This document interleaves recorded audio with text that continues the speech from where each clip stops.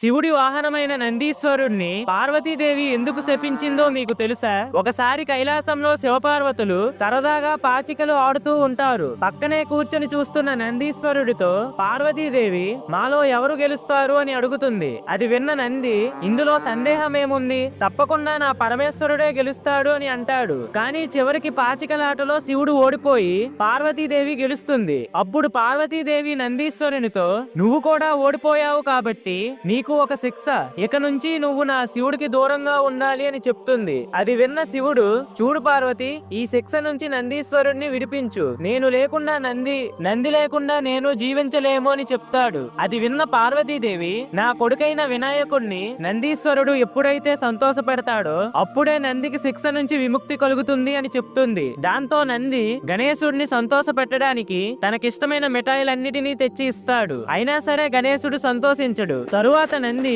తన భుజాల మీద గణేశుడిని ఎక్కించి కైలాసం మొత్తం తిప్పుతాడు. కానీ చివరికి నందీశ్వరుడు అలసిపోయాడు అని గ్రహించిన వినాయకుడు ఇక చాలు అని తృప్తి చెందుతాడు. ఈ విధంగా పార్వతీదేవి నందిని శిక్ష నుంచి విముక్తి కలిగిస్తుంది. ఫ్రెండ్స్, ఓం నమః శివాయ అని కామెంట్ చేయండి.